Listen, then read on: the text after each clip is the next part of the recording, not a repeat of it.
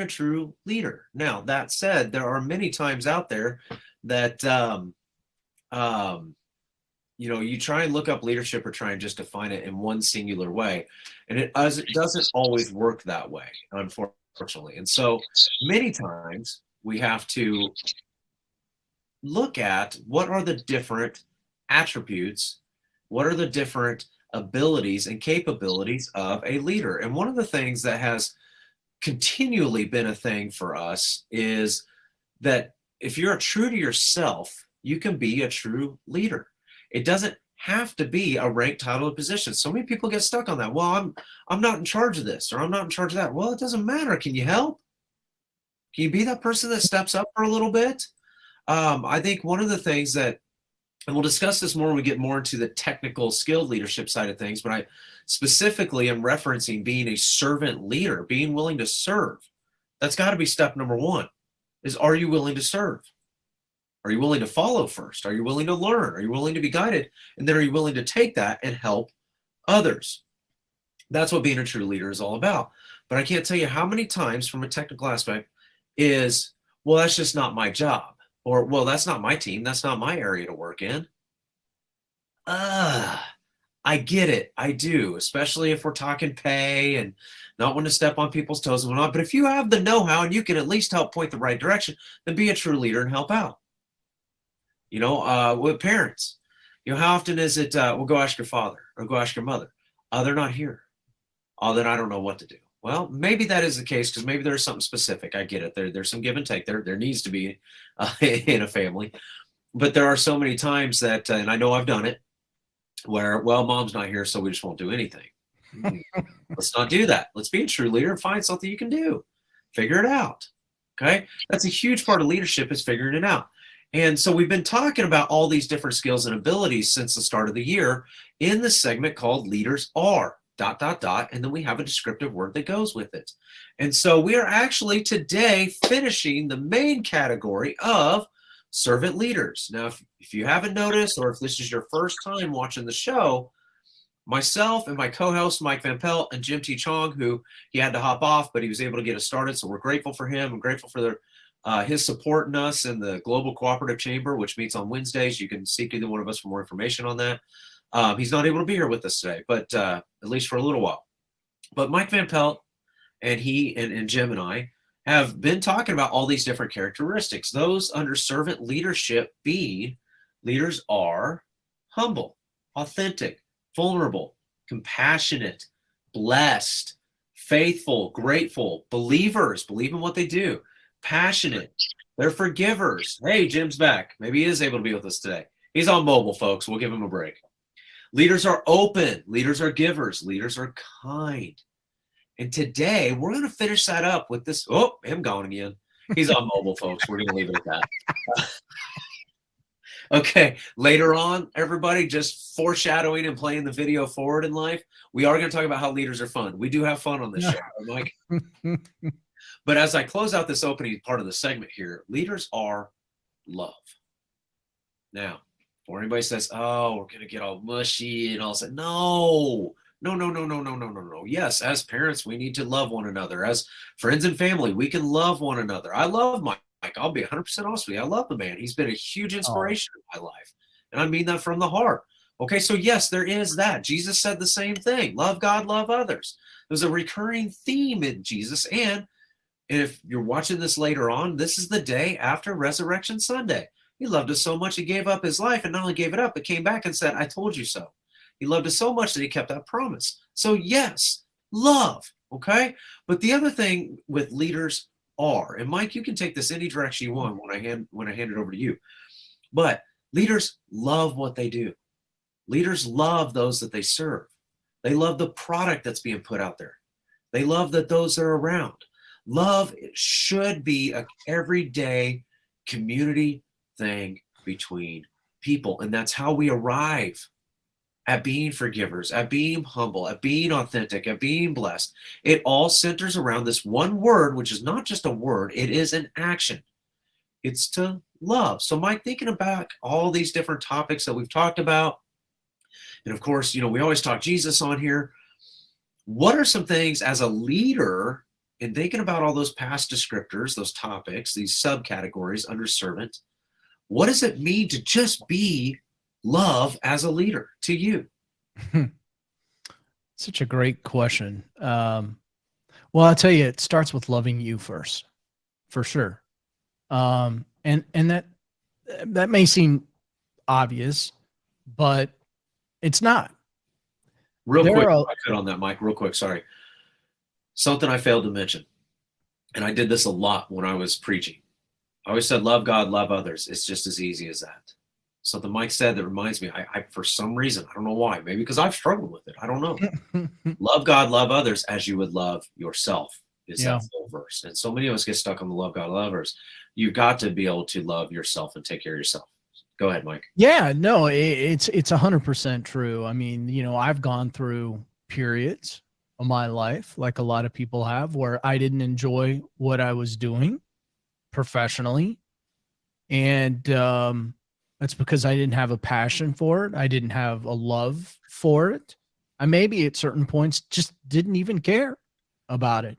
It was just a job, and you know, and therefore there were points where I was just maybe angry or upset, and I just didn't love myself in the way that I needed to love myself. And what does that experience get me? Well, if you're not happy with yourself, if you don't have a positive attitude about yourself, if you don't love yourself, why would you expect anybody to love you back? And, that even that may sound rather harsh, but if you don't love yourself, you're going to have a hard time building relationships in your life that you're going to need in order to help you be successful. Because I always love that phrase, it takes a village, right? Yeah. Yeah. Yeah. You think? I mean, every once in a while you may read a story about somebody who I can't even say that. I was going to say got to the top by themselves, but I'm not sure anybody does that. They Quite claim it, but honestly. no. Yeah. Yeah, I'm not sure that anybody does that, but it's and you're right. We do talk about Jesus a lot. We just got done with Easter on Saturday night. My wife and I watched The Passion, which is an incredibly difficult movie to watch. Yeah. Incredibly difficult movie to watch. And it's meant to be an incredibly difficult movie to watch. Now, why do I bring that up? Because, and Chris has already touched on this. I mean, here's a man that walked the face of the earth that loved us so much. He died an incredibly cruel death so that we could be here today to even talk about the stuff we talk about. And, why did I watch that? I needed to watch that because I needed to be reminded, why I get to do what I get to do on a daily basis. And it also reminds me of how somebody can love me so much that he would die for me. And, ask yourself, if stuff was going down, would you take a bullet for the people you love? Because that's what Christ did for you. For greater love has no one than to lay one's life down for one's friend. Yeah. And he called us all friend. He called us all brothers and sisters. And so, I think that's one of the things too, though, is, when we find those things, Mike, you touched on, there's jobs and things that we could have that we don't love it. Now, there could be, oh boy, this one could go for quite a while as just far as why we don't like where we're at. I could deep dive into that for a long time, and I do in my coaching. But I think part of it is just understanding, and you said this as well, was how much of it is loving yourself. So many times we get into these jobs that we don't like or don't love. We don't love what we do, but the money's good, or I need the money. I have to have the money. And I get that. I do. we got to pay our bills. Maybe, you need to eat. Maybe you've got a family that needs to eat. Maybe you're helping somebody. I get all that. I do. Yeah. But the thing is, what I don't want to see is that we don't love ourselves and those others that we're supporting enough to start looking for things we're passionate about, for looking at the things that we can love and that we do love doing. And if you're not sure of that, ask yourself that question. Ask God, what is it I'm created to be, and why? Why? Why can't I find the things I love doing? You probably haven't asked yourself that question because maybe you haven't loved yourself enough to do that. Maybe you're not taking the time because you are so busy taking care of everyone else, which is it's a great thing. It's a noble thing. But you still got to be able to refill your tank. My cup overflows because I allow it to, because I allow myself to pour out into others, but I also have to allow it to be filled back up. And I love myself enough to be able to do that. Case in point, yesterday, Resurrection Sunday, my kids were ready to go play and ready to go hunt their Easter eggs. Honestly, I had a very busy week. I had a very demanding week. Not complaining. I love what I do. I love what I do. I just needed a minute to myself. I admit it was actually an hour. I just finished watching the movie. 1 hour out of the whole day of us being awake doing things. And yes, of course, we went to church and all that. We had lunch and dinner. But other than that, after that, it was we're outside. We hunted for Easter eggs. We prayed together. We went outside and played together. The neighbors came over. We all hung out. We went to a park together. Then we went and got some groceries because we realized we needed to eat. So, stuff like that. But I loved myself and my family enough to say, I need this moment. I need this moment. And now, right now with a 7 and a 6-year-old, I got to get used to saying that. She just turned 6. I usually say 7 and 5. Ooh, birthdays. That's difficult for them to understand. Yeah. They don't understand that. And that's fine. But later on in life, my prayer is, and my hope is, and I know this will come true because it's seen all the times over, that you got to love yourself enough to take that time. And they're going to see that. They're going to remember that when they realize, oh, man, I remember when Dad took time for himself. My wife is a solid case in point of her mom, my mother-in-law, loving herself enough that she homeschooled 3 kids. Husband who worked a lot, so she could stay at home.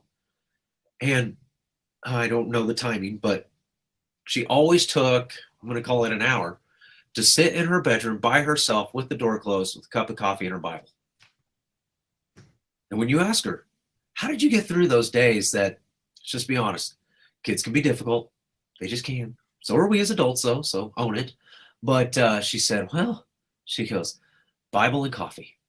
Bible and coffee. Now, I know there are other coping mechanisms people use. We're not going to go down that rabbit hole right now because I want you to be as healthy as possible. I don't want to get off tangent there. But the point is loving yourself enough to love others by taking care of yourself so you can take care of them. If I hadn't taken that time, honestly, I'd have been a terrible leader because going outside, I wouldn't have played football with my son. I wouldn't have thrown the hula hoop around with my daughter. I wouldn't have been fun to be around at the park. So we've got to love ourselves enough. Mike, I'm so glad you said that because we do have to do that. It's something that I'm not the best at, quite honestly. I give it a go of loving others. Chris, if we're going to love ourselves, and I've learned this, within the last 5 years. There's this little word called margin. And it's a very important word. And if I had to describe it to you, I would say if you grab your mobile phone and you look at the little battery icon that's on your phone, mine's at 64% right now. And, these things will charge up to 100. And by margin, I mean, I take some time for me to get my mobile phone from 64 to as close to 100% as I possibly can. And, there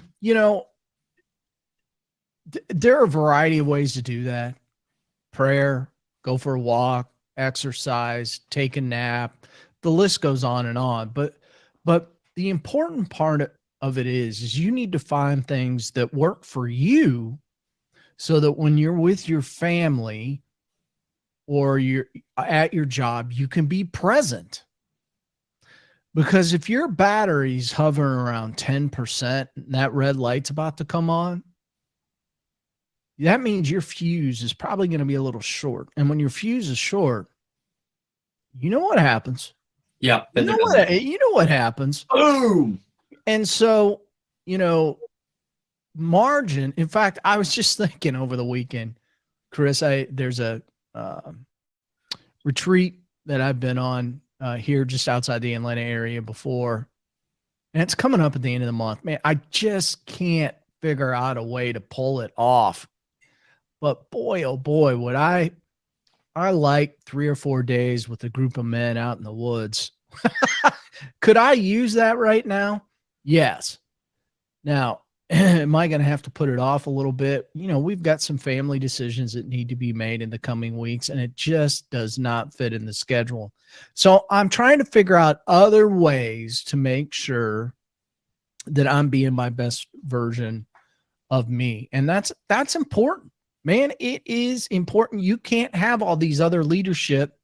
You can't have love. You can't have all the other stuff that we've talked about if you're not treating yourself right. Yeah. It's Well, just and that's the thing. When you think about your cup overflowing, and my cup does. I love pouring into others, but it's got to be refilled. And when you think about it, and you think about all those different topics, that's another good example. being a forgiver, being passionate, by being these things and doing these things, you're going to show love. Every single one of those topics led up to today. And so to all the ones to come after, there's going to be some of them may be a little more technical, some of them are going to be a little looser. That's okay. The point is when I tell somebody I love them, I mean it. Now, does that mean we're like in some kind of weird relationship or anything? No, it just means I care about them. And so one of the things I've seen in leadership, one of many things, I say that a lot. So by the way, it's many things. Let's just throw that as a caveat to that. I love that word apparently, or that phrase, but is those who are the true leaders have been true to themselves. They've been taking care of themselves, but they also love what they do. They're passionate about it. They show that confidence and that courage to those around them that, hey, I'm going to be honest and forthright with you. I'm going to tell you how it is. I'm going to tell you how to do it. I'm going to tell you how I got here. And that's an act of love. That's caring for someone above yourself. And so, Mike, as we got about 11 minutes left. I want to kind of transition a little bit here. We've been talking about caring for ourselves and loving ourselves. I want to talk about loving for others, loving on others, showing them that compassion, showing them those things.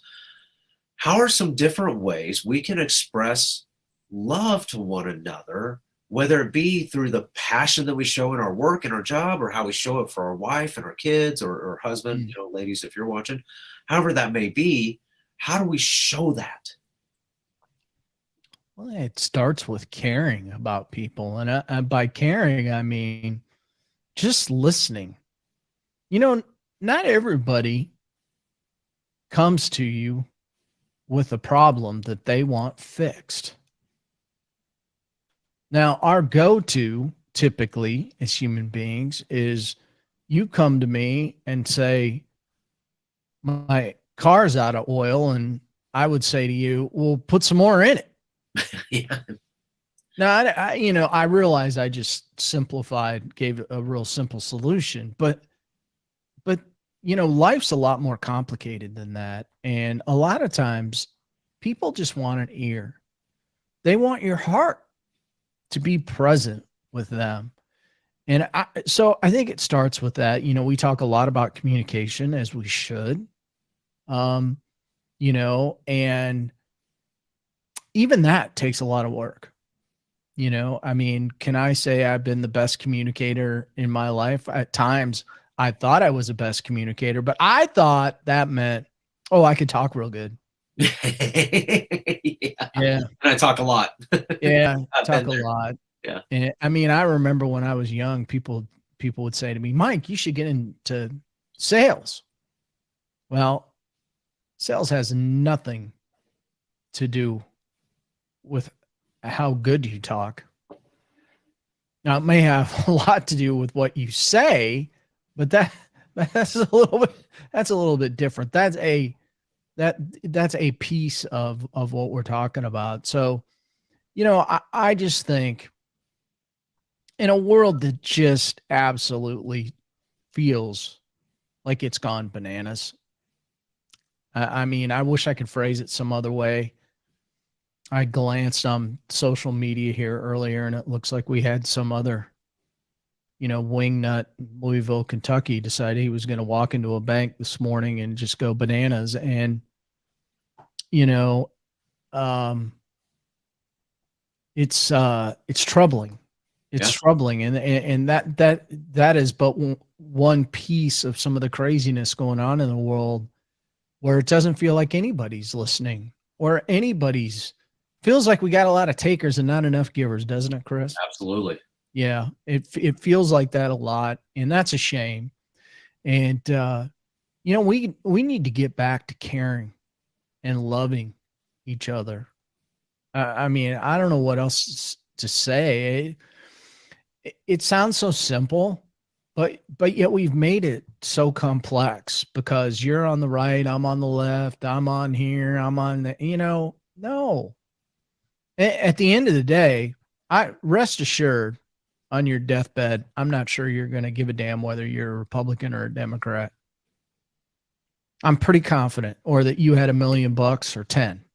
Yeah. That's just not what life is all about.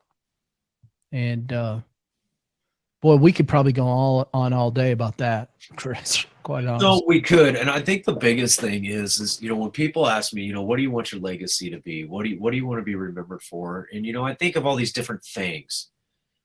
And as you were talking, I just got to thinking about my obituary. It's an exercise that I've promoted a few different times. Write your own obituary. Yeah. What people say, not from like this, I'm going to die tomorrow perspective. No, not anything like that, but just, what does he want people to say? What's the legacy you're leaving behind is really what you're writing. And honestly, ultimately, my God, honest hope is that when people say Chris, they say a legacy of love, a legacy of leadership. His family loved each other. His kids loved each other. His wife loved him. Loves. You don't have to say loved with a D. Let's say loves. Keep it present tense. Hard worker, sure. Leadership coach, sure. Givers University, sure. Yes, I love all that. I do, absolutely. But ultimately, I just want people to say, man, he loved us. You know what's funny, Chris, is this weekend, Saturday, the Masters it was pouring buckets here in Georgia. It was absolutely, we were soaked. And so the Masters golf tournament, they moved the third round to Sunday. And it was late in the afternoon, and I was sitting there doing nothing, and I flipped on the Golf Channel, and they had a special I've seen before about Arnold Palmer, Arnie and me. Yep. And I've seen it before, and I was just sitting there. But sometimes you watch things with a different lens, right? And I'm just sitting there just crying, listening to these people talk about something that Arnold Palmer did, something as little as looking, and what he was famous for was giving that thumbs up. Mm-hmm. And people would come on this documentary and just talking about, I remember the time when Arnold Palmer gave me the thumbs up.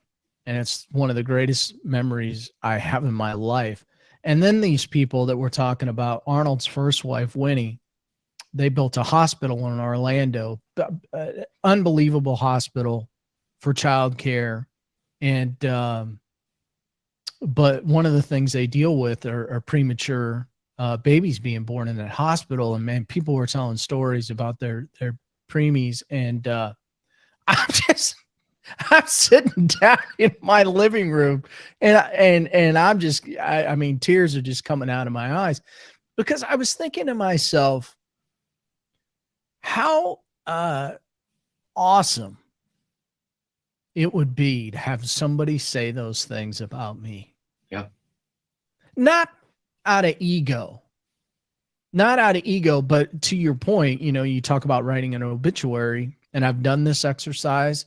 And I think about my legacy all the time.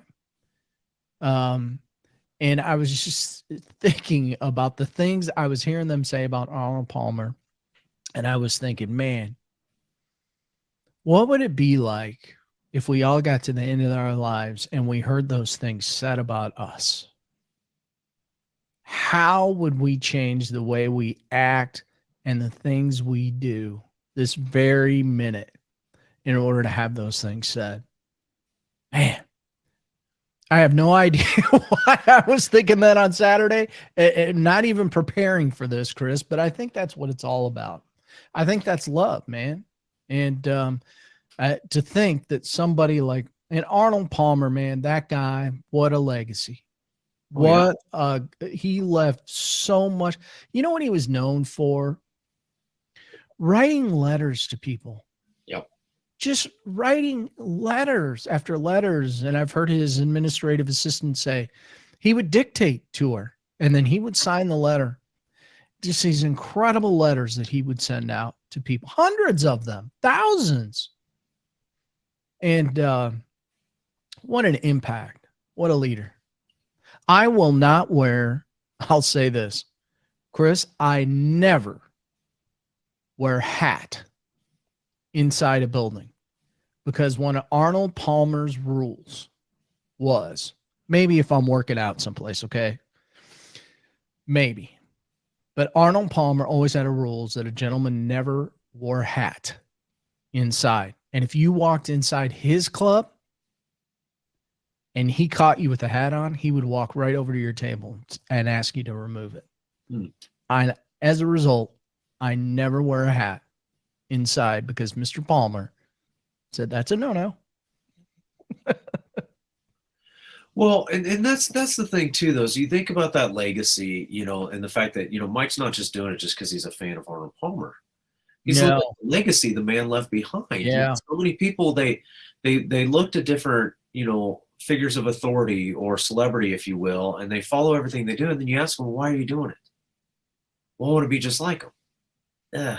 Okay. Maybe you can have some attributes and abilities that are like him and refer to him like Mike just did. But yeah, you got to show me your deed, right? This is why I'm talking about Arnold Palmer. His deeds are way louder than his words. Yeah, exactly. And that's the thing. But Mike Van Pelt is still Mike Van Pelt.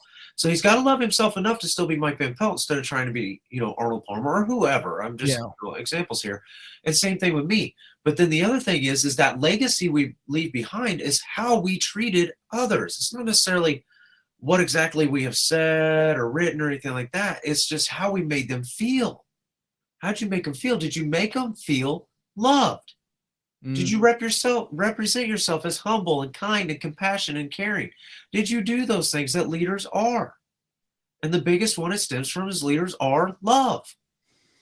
I have a puzzle poster in my office here, and it's a little boy with 4 puppies clamoring around it. My mom, my biological mother, made this for me.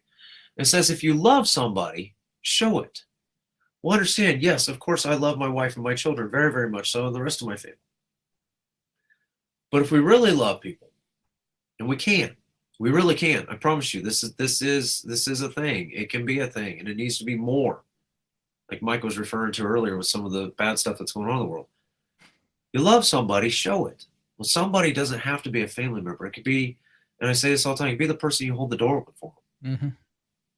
It could be paying it forward, like Jim Chong brought up a while back on paying ahead the coffee or the meal for somebody. It could be leaving a legacy that people are writing documentaries on you saying, the reason why I never do this is because this person's deeds were so good and something that I want to emulate while also being myself, because I love myself too, that this is important to me because not only did they have love, but I'm also sharing that love and showing that love. That's a legacy well lived. It's a life well lived. But it's got to center around the action, not just the word, the action of love. Mike, final thoughts from you, and how do we get a hold of you? Well, you can get a hold of me at mike@truemanlifecoaching.com. You can find the podcast, True Man Podcasts, and other information, my book stuff on truemanlifecoaching.com.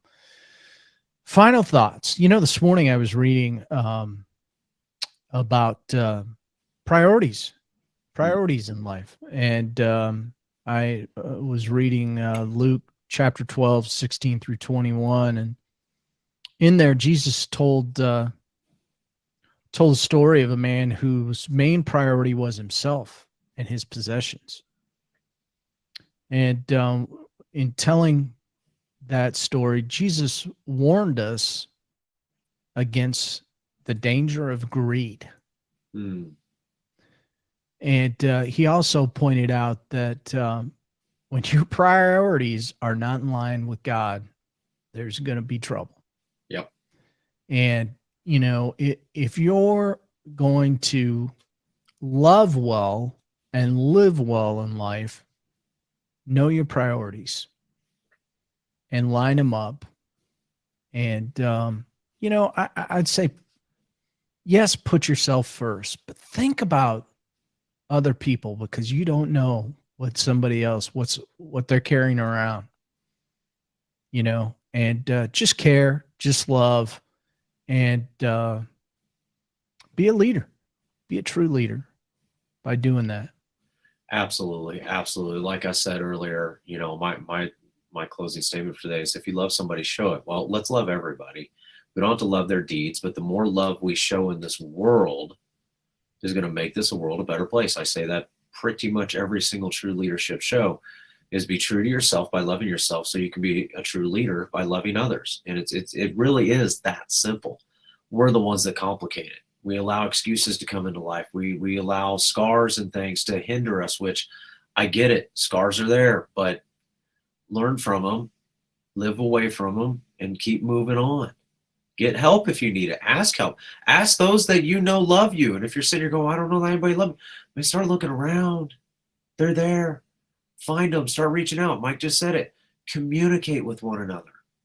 It really is that simple. And you don't have to be in a position of power to do this.